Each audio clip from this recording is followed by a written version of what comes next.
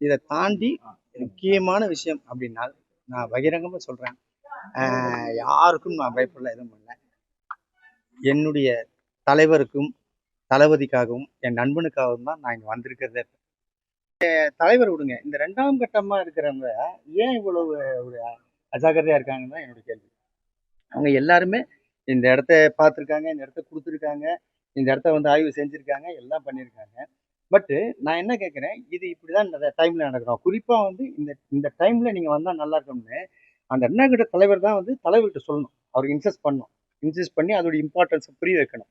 அப்போ தான் அவருக்கும் அந்த விஷயம் புரியும். ஏன்னா எதுக்காக நான் சொல்ல வரேன்னா, ஷூட்டிங் பண்ணும்போது 7 மணி கால் சீட்னா 6:15 இருக்கிறவர் தான் விஜய் சார்.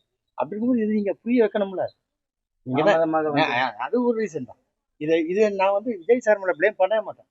இவங்க ஏன் சொல்லலை சார்? 8:45 நான் பரிசு வாங்கியிருக்கேன் சார், நீங்கள் இங்கே இருக்கணும் சார், முடிச்சுட்டு திருப்பி நாமக்கல்லேருந்து நீங்கள் வரணும் சார், அந்த டிராவலிங் டைம் இவ்வளோ இருக்குது சார் அப்படின்றது நீங்கள் சொல்லணுமா இல்லையா?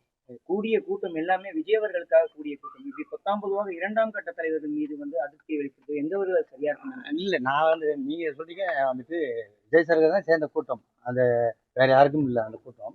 நான் என்ன சொல்றேன், விஜய் சார் யாரை நம்பி வராரு? இவர்கள் வந்து கொடுக்குற இன்ஸ்ட்ரக்ஷன் இத்தனை இது அப்படின்றத இன்ஸ்ட்ரக்ஷனை காதில் வாங்கிட்டு வராரு.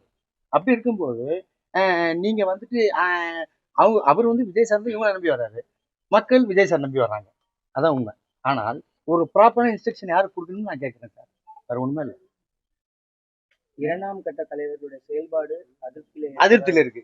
100% பகிரமா சொல்றேன், அதிருப்தியில் இருக்கு. 2ஆம் கட்ட தலைவர் பேர் 2ஆம் கட்ட தலைவர்னு பொதுச் செயலாளர் அந்த நம்ம ஆதவர்தன், அதுக்கப்புறம் நம்ம சிடி நிர்மல்குமார், இவங்களாம் ஆல்ரெடி அவங்களுக்குலாம் வந்து அரசியல் நல்லா தெரியும். Well trained person. புதுசாக இன்னைக்கு வரலாம் அவங்க அரசியலுக்கு, எல்லாமே கிளீனாக தெரியும். அப்படிப்பட்டவங்க ஒரு தலைவரை கைட் பண்ணல ஏன் தவறாங்கன்னு தான் கேட்குறேன். கரூர் மாவட்ட செய்திகளை உடனுக்குடன் தெரிந்து கொள்ள கீழ்கண்ட கேபிள் மற்றும் டிடிஹெச் நெட்வொர்க்குகளில் எம்நாடு செய்தி தொலைக்காட்சியை காணுங்கள். பாதகம் செய்பவரை கண்டால் நாம் பயம் கொள்ளலாகாது பாப்பா. மோதி மிதித்து விடு பாப்பா, அவர் முகத்தில் உமிழ்ந்து விடு பாப்பா. அண்மை செய்திகளை உடனுக்குடன் தெரிந்து கொள்ள இணைந்திருங்கள் எம்நாடு தொலைக்காட்சியுடன்.